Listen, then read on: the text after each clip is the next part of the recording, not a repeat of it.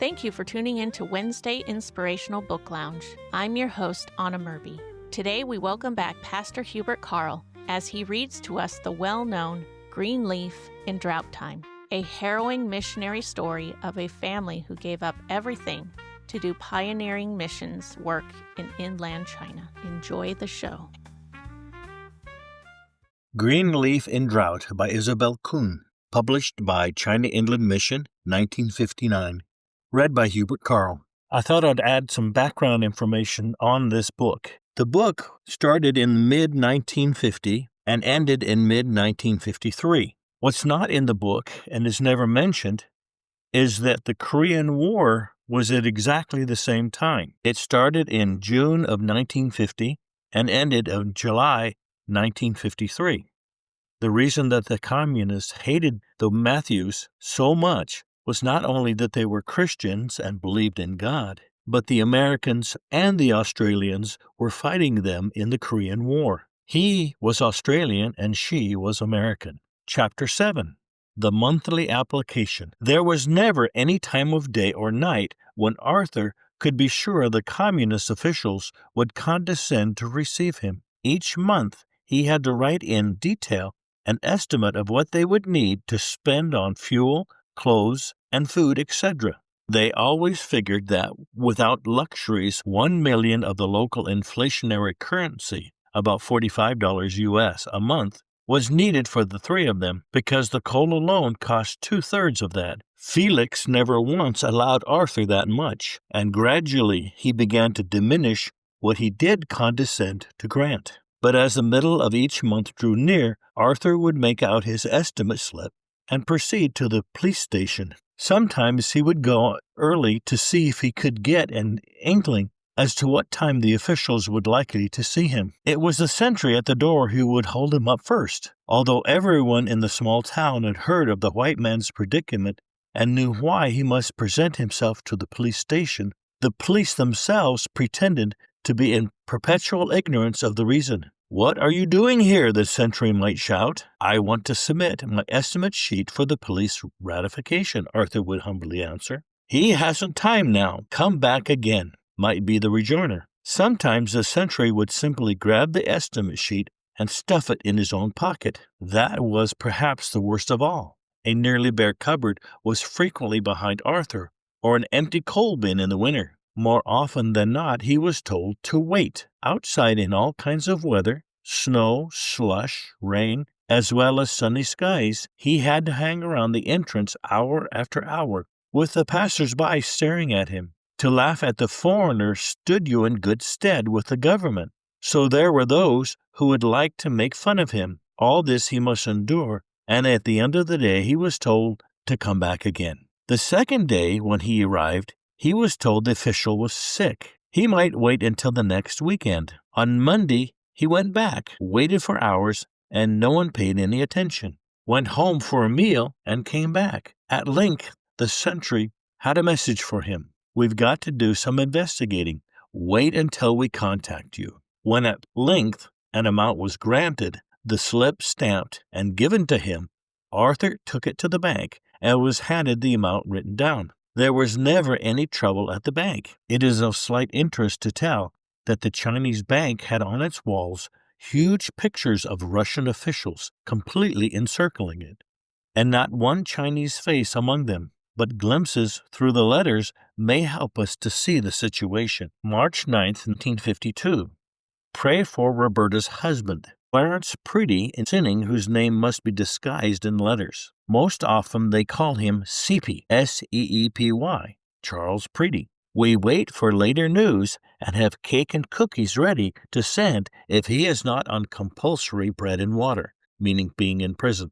Having been blessed ourselves with timely help, we thought Mother Hubbard was getting down on her uppers and took early precautions, a scrap of paper and a small walk every day to back it up. And now, for some reason, our lucre turns up. March 15th, 1952. We have enough for a little while, and I bought flour yesterday, way ahead of things in case we land in another Zephora. Spring is our hardest time, no potatoes, carrots, etc., until the new crops come in. It is no use thinking about we'd go bats if we did. March 31st, 1952. Morale has had another boost with our circular of the 7th just in. Our mail is always ahead of CP's, so I'll post to him this afternoon and enclose yours and a home letter too. He had a week to wait before the time due to make his monthly application for funds and was about out of bread. Our cake and cookies arrived in time, not only to help his batching, but also his starvation end-of-month diet. We had a heart warmer yesterday, a package with a pair of shoes, odds and ends of dresses, petticoats that can be made over for Lila. This was slipped to them by the Russian Christian who had brought the shoes from Arthur the previous year and began giving other things for Wilda. Arthur continues, April 6, 1952. CP's humble cooperators, his little member puts him in Nehemiah's book, chapter 6, verse 6, with a Gashmu at his heels. Guess he needs prayer badly, and when it comes our turn, add amen. Yesterday I received a slip from the bank, releasing through my energetic representation. Haven't been able to verify. It is necessary to have a chop on it, and so far have drawn a blank. If they're releasing lucre for us, they can't be expecting us to move in a hurry. So we are getting pots out ready to plant lettuce seedlings and beetroot with the 2 years old seed. April 15, 1952. RMC arrived. No lucre since the end of January, and like Pharaoh's second batch of kine. RMC is Dr. Robert N. Clark. He was originally at the Hualong station, but when his money ran out, he was left 3 days without food and then sent to Clarence Pretty at Sinning, and Pretty was able to support him. But we were all glad that the two men were together. Arthur continues, amazing how we plan everything so carefully, and then God walks sovereignly right through the lot with something far better. Our leaf should not wither, for we are his planting, and planting includes a lot of preparation of site, with a view to constant supply of water. It means selection of the tree, its type, its maturity, etc. Our planting, besides these waters, means that for our leaf to wither, there must be a denial of us of the supply source. May this never be true of us. May 28, 1952. Wilda needs to go soon to the dentist, but the local stinginess means that we will have to walk warily. The three of us, only 3/4 of what the two of them get, Dr. Clark and Mr. Pretty, and we are in pretty expensive spot. The estimate list of necessity grows. Lila needs shoes. Wilda dentistry. I need a shirt or two. July 18, 1952. My application last Monday only produced $700,000, which is $31.50 U.S. From the communist treatment of Dr. Clark, they concluded that the regime would not be giving them their exit permits as long as they had any money left. This proved to be true. September 10, 1952. I could get quite a sinking feeling if I stopped to think of next weekend, when his September application for funds was due. But the Lord was so good to us last time. All we had to do was pay my price. Many are praying and greasing the runways. But after the September application, Arthur writes, we can surely feel for Moses during the preliminaries of the Exodus. I've every sympathy for his parting fling at the end. Exodus chapter 11, verse 8. And he went out from Pharaoh in hot anger. The plagues must have seemed a painfully slow way of staging deliverance. But if Israel, with all they had seen of God's wonders, could descend to such depths of failure, what would they have been like if the process of revelation of the might of God had been simplified or shortened? So it must be with us. Our current skirmish opened on Monday the 15th and closed on Saturday the 20th. By the time it was over, I was shaking almost as badly as I was after the 2.5 hours in the dentist bench last December. First off, I was sent home.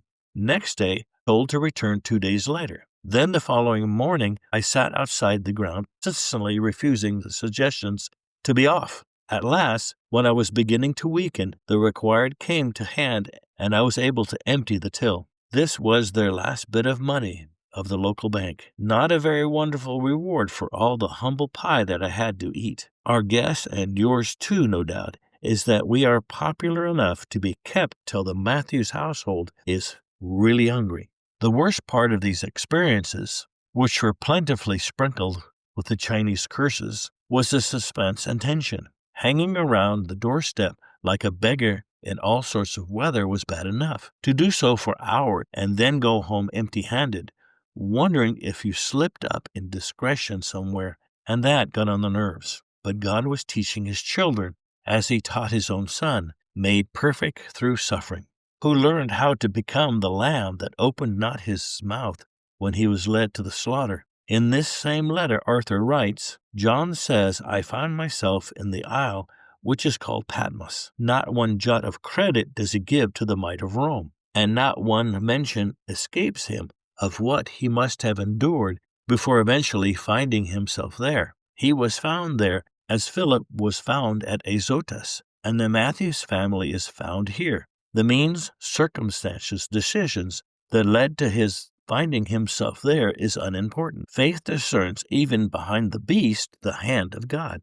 For second causes make good disguises and baffle any eye but the eye of faith. So to enlarge on why and wherefore, to blame himself or his charges, to weigh past decisions for or against, I guess you've heard little else over the past, is not on John's mind, nor does he allow wishful sightings to occupy his thoughts. More ideal field for such thoughts could hardly be found.